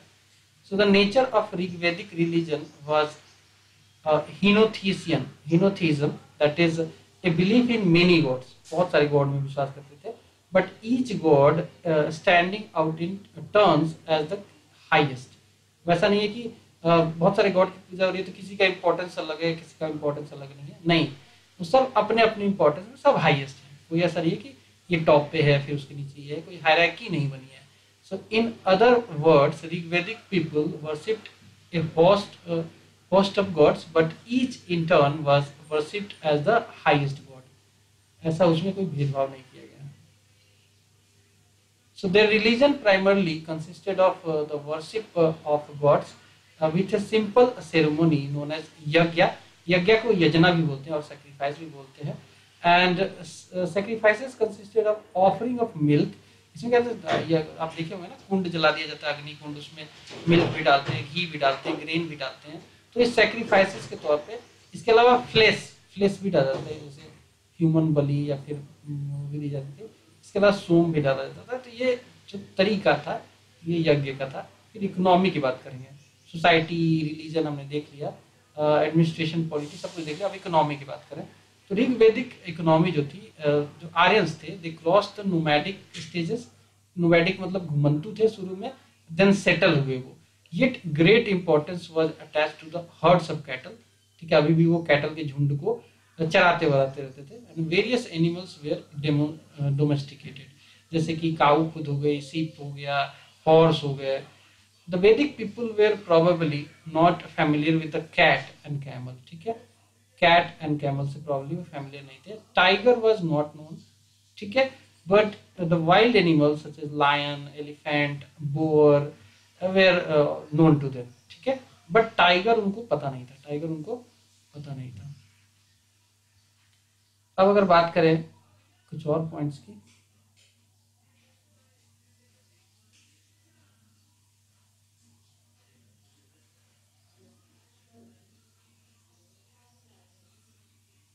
Okay, so in all probability very little of trade was there, ठीक है, ट्रेड काफी कम था, नोमैडिक थे, ट्रेड नहीं करते थे। कोई ऐसा नहीं था कि बाहर मेसोपोटामिया वगैरह से ट्रेड करते होंगे, नहीं करते थे, बहुत ट्रेड कम था। Money and markets were known but they were not extensively used. Cows and gold ornaments of fixed value were the media of exchange and coins were not known. Coins उस समय नहीं यूज होता था। अब अगर बात करें कॉम्प्लेक्सिटी की, तो complexity in producing the goods made it's appearance men of various professions like carpenters के लकड़ी का काम करते थे, स्मिथ या फिर लोहार जिसे बोलते हैं, टैनर्स जो चमड़े निकालने का काम करते हैं, वीवर्स जो कि बुनाई उनाई का काम करते हैं, पॉटर्स अपना पॉटरी का काम, इसके अलावा grinders of corn were there, ये सब थे उस समय सोसाइटी में।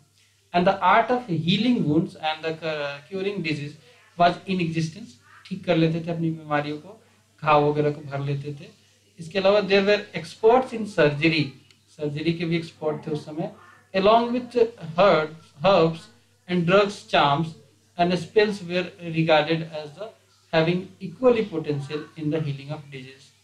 फिर आता है ओसीपी। ओसीपी इनका टाइप ऑफ पॉटरी था।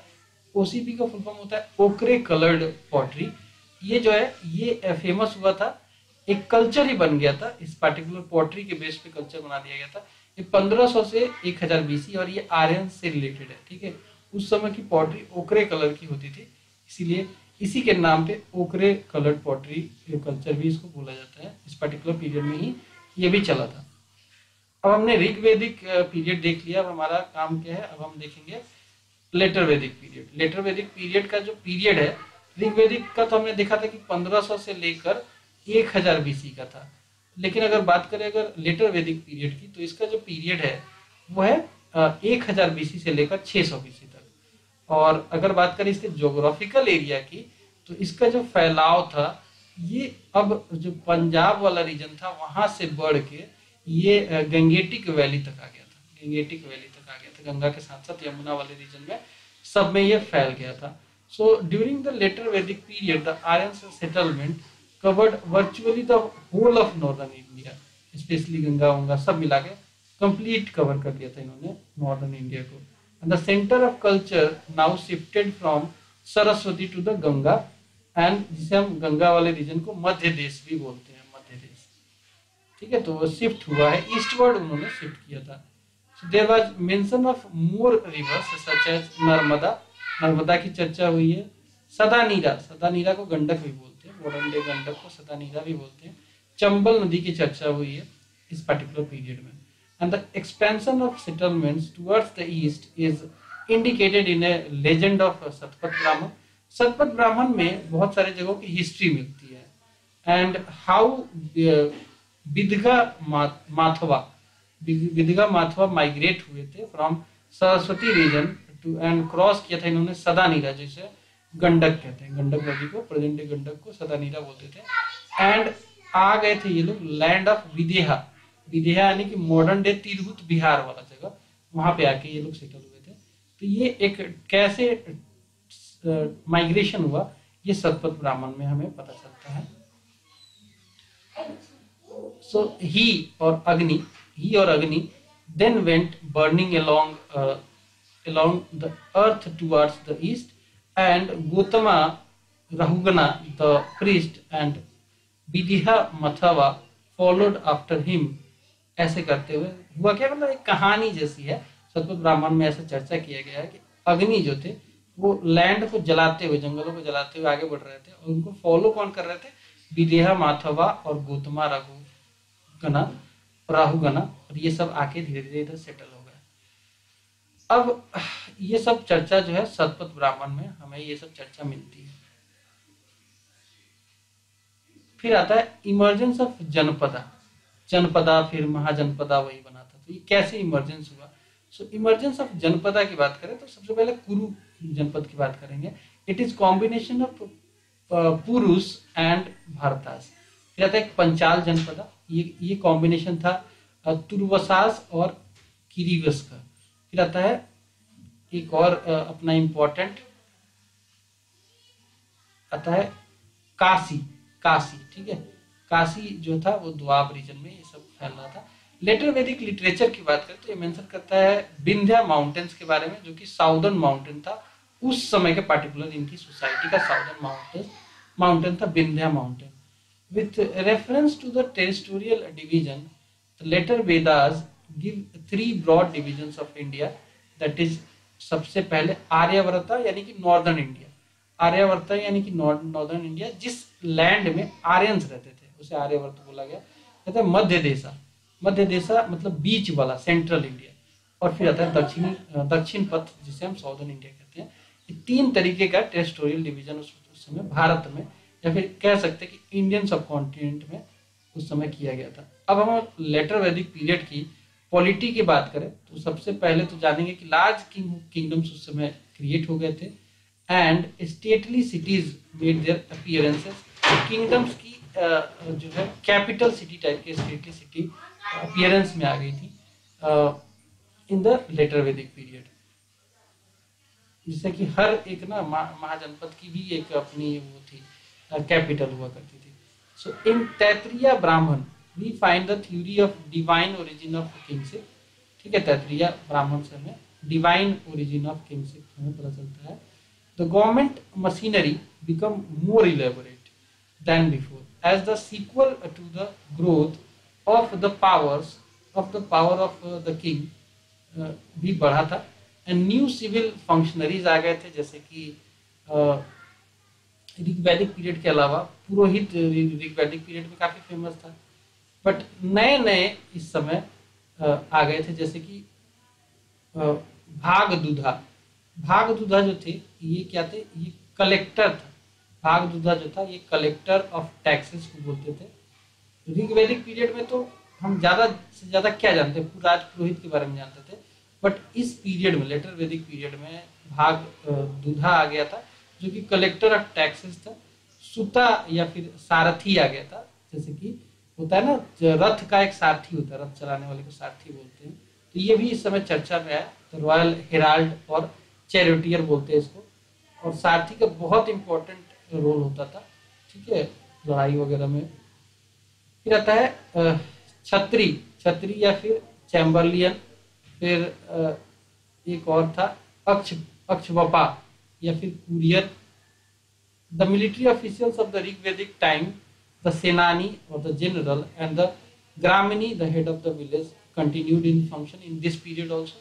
ठीक है, उस समय के जो पीरियड में, ऋग्वैदिक पीरियड में जो सेनानी हुआ करते थे, ग्रामनी जो कि हेड होता था विलेज का, ग्राम का, वो सब इस पीरियड में भी चलता रहा। The period also saw the beginning of regular system of provincial government, जैसे कि thus we find Asthapati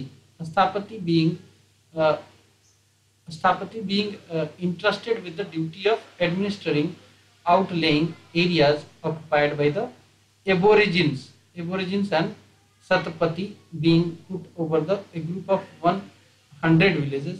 ठीक है, सतपति क्या था, सतपति 100 विलेज का के ऊपर एक सतपति हुआ करता था।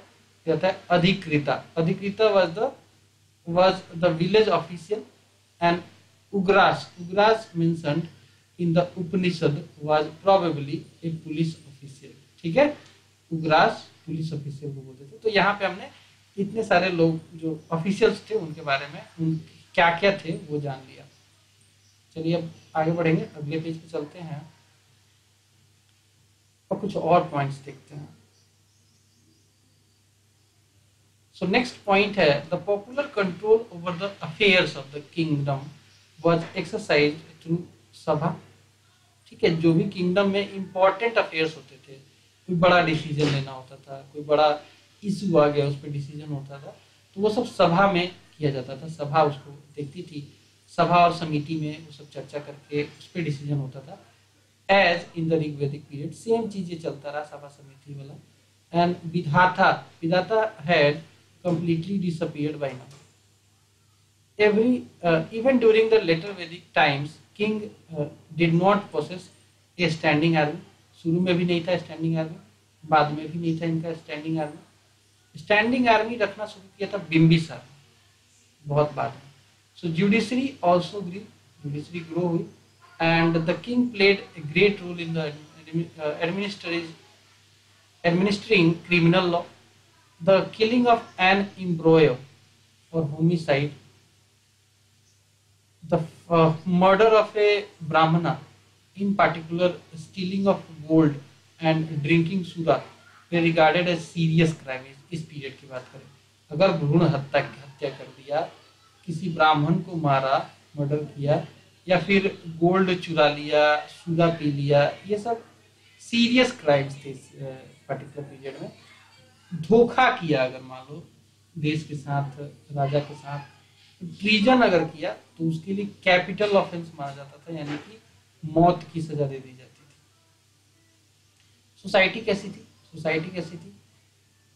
सो as time passed by yajnas, as time passed, yajna जो था वो और इलेबोरेट हो गया, मतलब उसमें ना और भी बहुत घिच पिच मिला दिया, मतलब उसको नियम कानून से कम जोड़ दिया बहुत ज्यादा.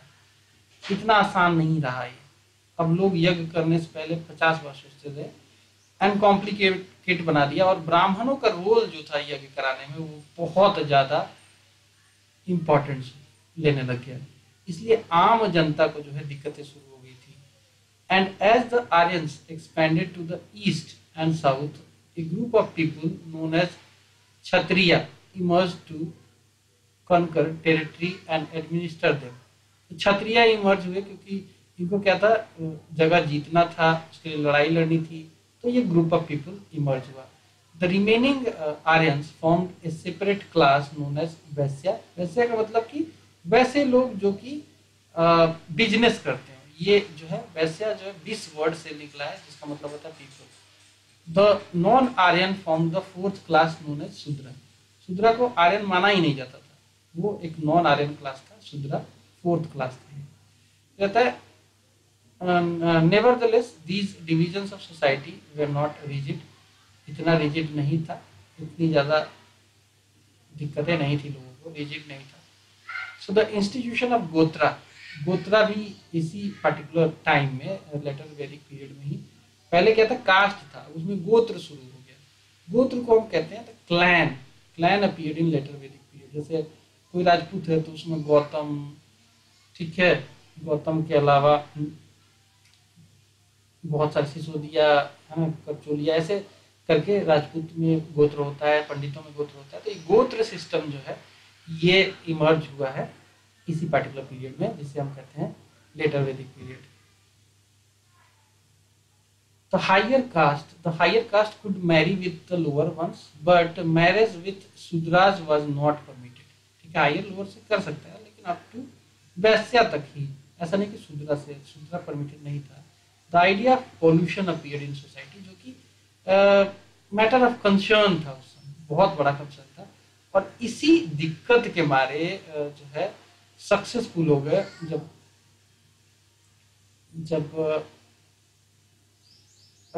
बुद्धिज्म आया तो लोगों ने काफी उसको एम्ब्रेस किया, क्योंकि उस समय ब्राह्मणिकल डोमिनेंस हो गया था सोसाइटी में, और लोग चाहते थे कि कहीं ना कहीं ये डोमिनेंस खत्म हो. तो इसलिए इन्होंने क्या किया, ब्राह्मणिज्म से छुटकारा पाने के लिए इन्होंने बुद्ध के धर्म को, बुद्धिज्म को अपनाया था. The earliest reference to the 4 ashramas, that is the stages of the life, that is सबसे पहले ब्रह्मचर्य.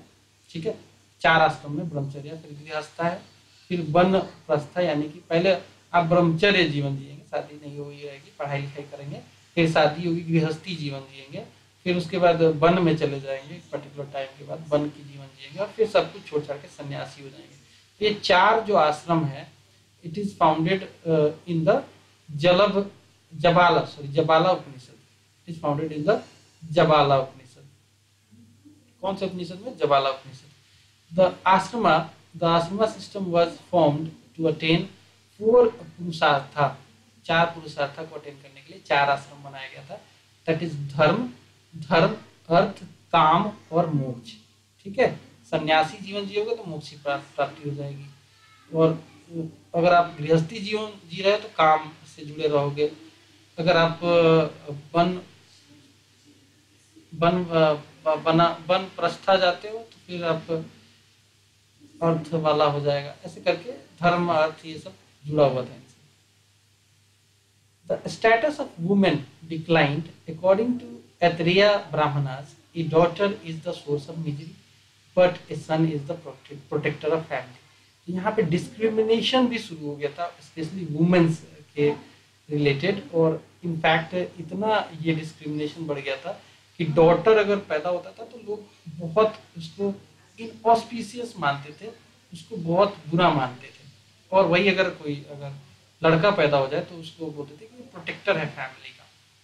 According to Maitrayani Samhita there are 3 evils, that is number 1 पे लिक्कर है, ठीक है, लिक्कर आज भी एविल ही है अगर आप कंट्रोल में नहीं पीते हो तो दूसरा है वुमेन एंड डाइस, ठीक है। तो ये 3 एविल माने गए थे। ऐसा माना जाता था कि वुमेन के चक्कर में लड़ाइयाँ हो जाती है, लिक्कर से तो आपको पता ही है, लिक्कर पीने के बाद आदमी होश खो देता था, और जुआ डाइस खेलना, ये 3 एविल्स जो है माने जाते थे उस समय की सोसाइटी में, अब तो वुमेन्स को ऐसा मानना सही नहीं। दो monogamy A man having 1 wife was the ideal, but polygamy भी इस समय शुरू हो गया था। वैसा नहीं था ऋग्वैदिक पीरियड में कि खाली मोनोगेमी ही चलता था। इस समय थोड़ा सा लोग पॉलीगेमी में भी ध्यान देने लगे और कई सारी शादियां भी करने लगे। A man having more than 1 wife, that is called polygamy, ये भी फ्रीक्वेंट देखा गया। Women were prohibited from attending political assembly. तो वुमेन के इन जनरल जो स्टेटस था सोसाइटी में डिक्लाइन हुआ था।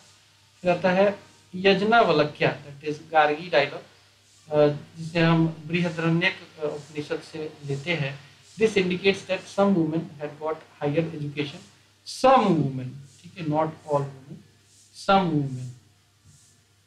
इसका मतलब इन जनरल जो है सोसाइटी में वुमेन का स्टेटस कम ही हुआ था। अब हम बात करेंगे टाइप्स ऑफ हिंदू मैरिजेस, विवाह। ये लेटर वैदिक पीरियड में हिंदू मैरिज का नाम दिया गया था जिस तरीके की शादियां होती थी।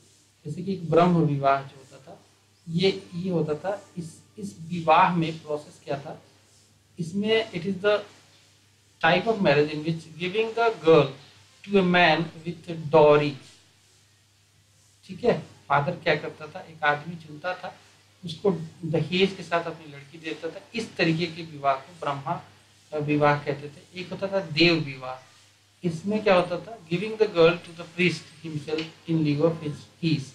कोई मान लो आप प्रीस्ट है, आप पुजारी से आपने कुछ लिया, ज्ञान लिया, उसके शरणों में रहे, तो उसको लड़की दे दी अपनी, और इस फीस के तौर पर इस तरीके के विवाह को देव विवाह कहते थे। जाता था अर्स विवाह, इसमें क्या था, giving the girl to a man after accepting a bride price, मतलब कि लड़की का जो है दुल्हन का दाम मिलता था इसमें, और बाप जो होता था, जो भी फैमिली होती थी, उसको हैंड ओवर कर देती थी पर्टिकुलर आदमी को जो दाम देता था, और उससे विवाह उसकी हो जाती थी।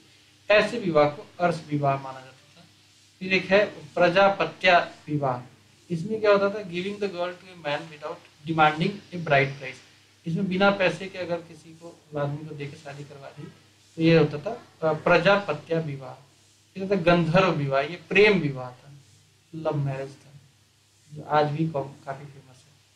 असुर विवाह में क्या होता था, marriage with A purchased girl, अगर कोई आदमी कोई खरीदी हुई लड़की के साथ शादी करता था तो उस विवाह को असुर विवाह कहते थे। असुर विवाह कहते हैं राक्षस विवाह, इसमें marriage with the daughter of A defeated king और विथ ए किडनैप्ड गर्ल, अगर ऐसा कोई करता था तो इस तरीके के विवाह को राक्षस विवाह कहते थे।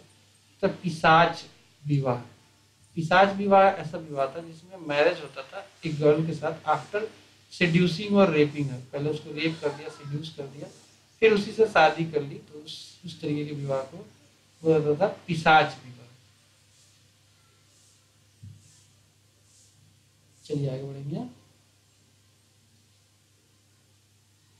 तो ये कुछ टाइप्स ऑफ मैरिजेस देखे उस समय।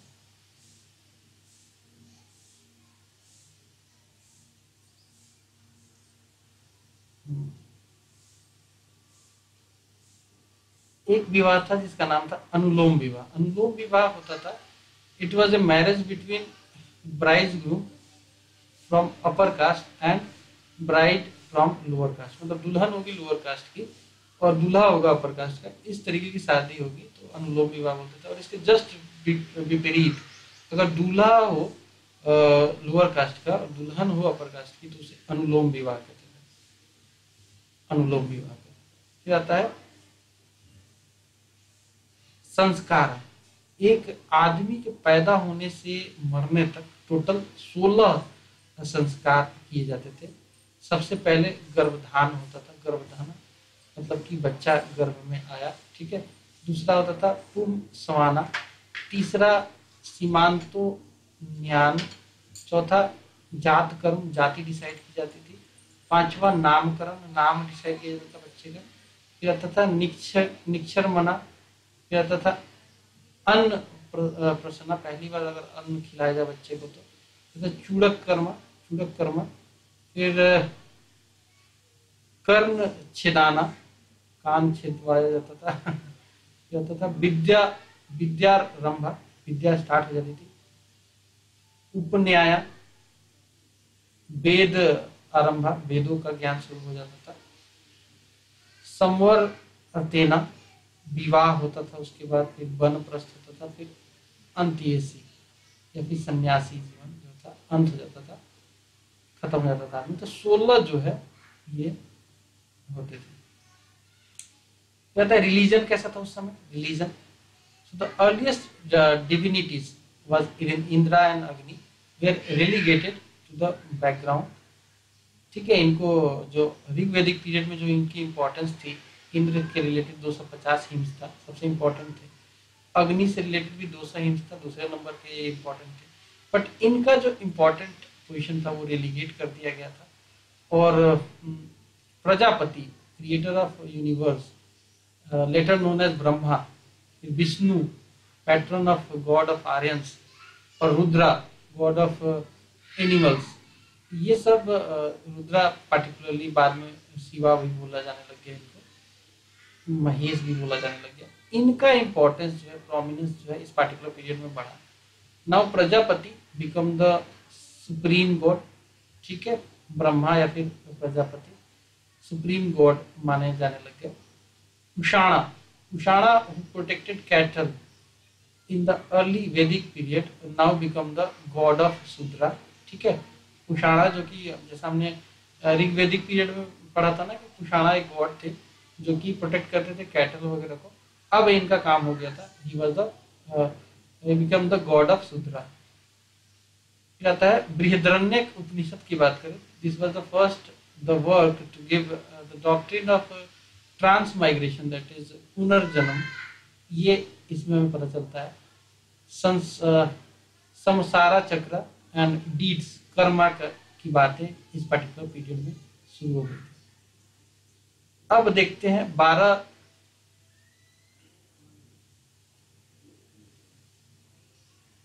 रत्नींस, 12 रत्नाज या फिर रत्नींस जो बोलते थे, ये शतपथ ब्राह्मण के हिसाब से तो पुरोहित नंबर 1 पे आते थे, ये प्रीस्ट हुआ करते थे।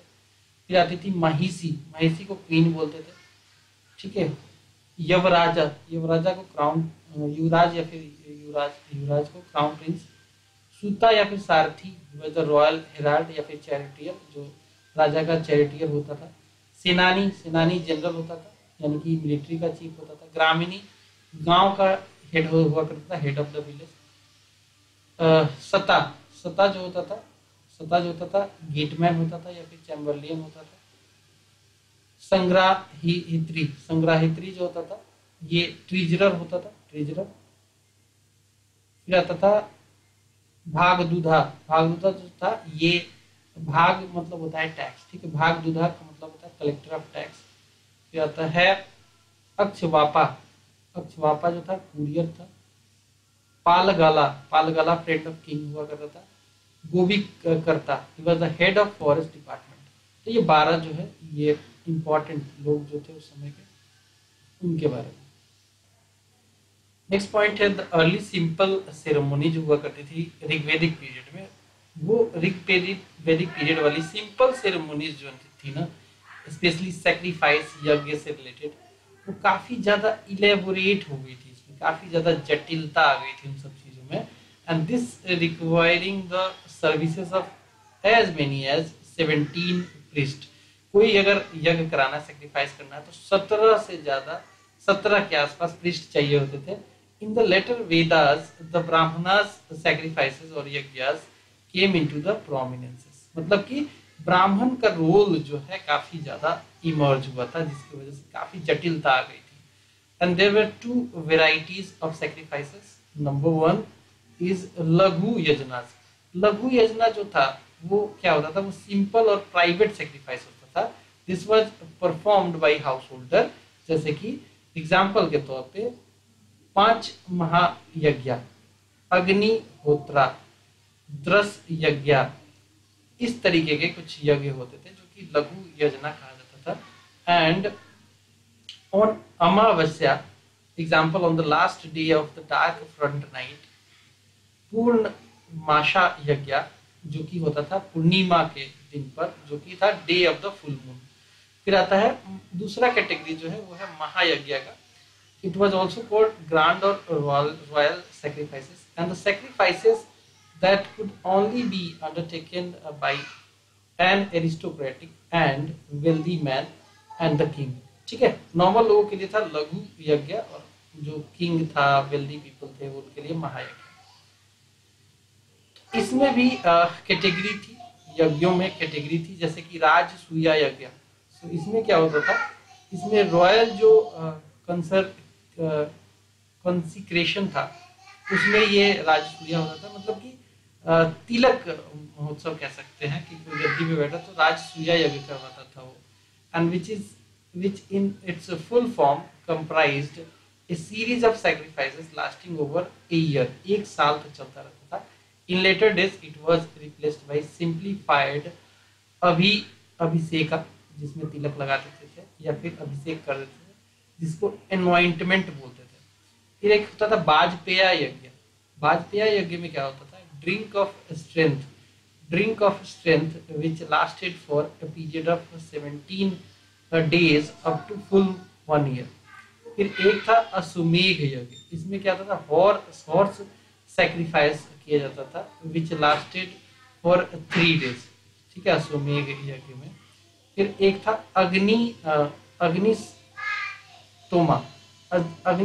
अग्निस्तोमा यज्ञ, sacrifice of animals dedicated to Agni दिया जाता था इसमें, which lasted 1 day।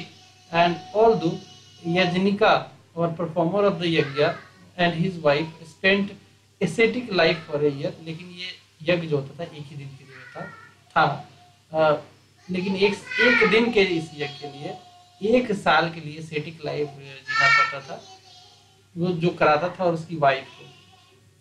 On the occasion of this यज्ञ सोम रसा वाज कंज्यूम्ड। ठीक है, सोम रस पीते थे इस यज्ञ के दिन में।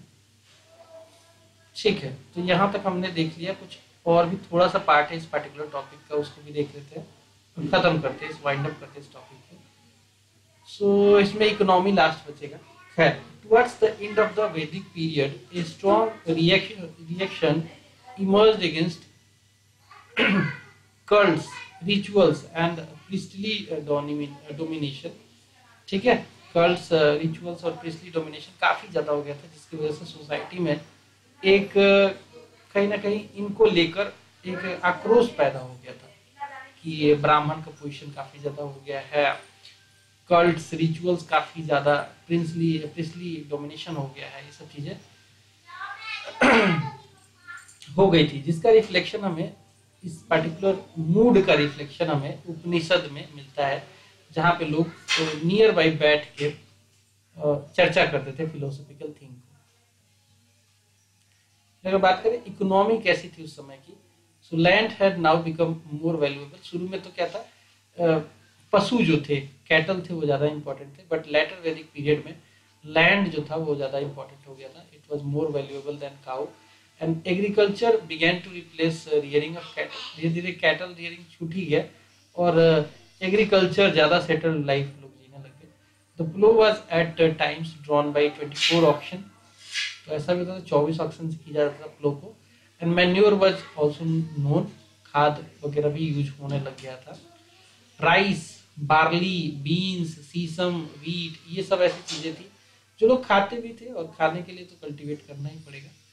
Production of goods advanced as indicated by new occupation like fishermen, washermen, dyers, doorkeepers and footmen, ये सब की जरूरत पड़ने लग गई थी अब सोसाइटी में. Distinction was drawn indicating specialization between chariot maker and the carpenter. ठीक है, तो पहले क्या था कि जो कारपेंटर था वही रथ बना देता था, लेकिन अब जो है अब रथ बनाने वाला अलग हो गया था, कारपेंटर एक अपना अलग काम करता था. And the tenor and the hide dresser, इनका भी सेपरेशन जो है कहीं ना कहीं डिस्टिंक्शन इनमें भी आ गया था. टैनर मतलब कि चमड़े का काम करना, और हाइड ड्रेसर जो खाल खींचता था वो अलग हो गया. Considerable advance was made in the knowledge of metals, जैसे कि लोहा, स्पेशली आयरन, सिल्वर, इनका जो है नॉलेज हो गया था लोगों को, और इसका यूज भी काफी ज्यादा करने लगे थे. So mention of tin, silver and iron was made apart from the gold and ayas. Ayas बोलते थे कॉपर या फिर आयरन के इक्विपमेंट को इन द ऋग्वेदा. इसके अलावा टीन, सिल्वर वगैरह का भी लोग यूज करने लग गए थे. So there was evidence regarding organization of merchants into guilds become because of the reference to corporation, that is ganas, and eldermen, that is resti. देखिए OCR हमने देखा था, ओकरे कल्चर की पॉटरी देखी थी. OCP कल्चर किसमें देखा था हमने? ऋग्वेदिक पीरियड में. इसमें क्या था? पेंटेड ग्रे वेयर आ गए थे. ठीक है, इस पर्टिकुलर पीरियड में ग्रो हुए पेंटेड ग्रे वेयर. अब जो बर्तन थे वो पेंट किए जाते थे ग्रे कलर से, दैट इज वाई इसका नाम ही रख दिया था पेंटेड ग्रे वेयर कल्चर. और ये पीरियड था 1000 से 1100 बीसी से लेकर 600 बीसी तक का. तो दोस्तों यहाँ पे जो ऋग्वेदिक पीरियड और लेटर वैदिक पीरियड है, इन शॉर्ट कहूँ तो वैदिक कल्चर हमने पढ़ लिया. अगला हमारा टॉपिक होगा महाजनपद. महाजनपद पीरियड जो है 600 बीसी से लेकर 325 बीसी तक माना जाता है, जो कि हम नेक्स्ट टॉपिक में इसे कवर करेंगे. मिलते हैं अगले वीडियो में. Bye bye.